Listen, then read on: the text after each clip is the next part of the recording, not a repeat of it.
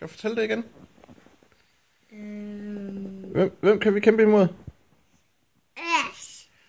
Med vores 2 Pikachu'er. Okay. Og hvorfor kan vi det? Fordi vi har kun 2 Pikachu'er, og han har kun 1 Pikachu. Så vi har flere Pikachu'er. Men Ashes Pikachu er jo rigtig stærk. Vi har kun 1 stærk Pikachu. Tror du, vi kan vinde? Vi har kun 2. Jamen, den ene den er ikke ret stærk. Ja, lad os få dem til at gøre det samtidig. Jamen, det er jo snyd. Men far, det er vi nødt til. Rocket gør det også. Okay. Ja, så er vi nødt til at... Så kan vi finde over Team Rocket og Ash. De bare ryler. Okay. Og hvad så, når vi har vundet? Så dør alle.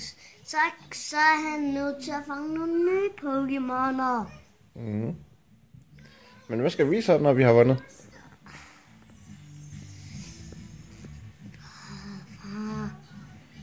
Vi skal bare blive ved med at fange Pokémoner, der er stærke.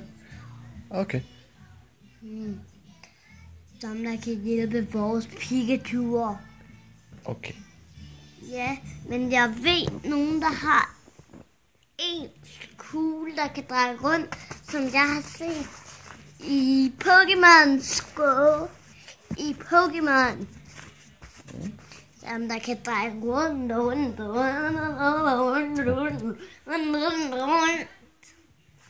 Okay. Jamen, jeg tænkte på, når vi har vundet, skal vi så fejre det? Ja. Hvordan skal vi fejre det? Skal vi have noget godt at spise og drikke? Ja. Hvad skal vi have at spise og drikke, ven? Rugbrød, og så skal vi have saftevand og drikke. Okay. Så vinder vi over Ash, men Ash her i nærheden.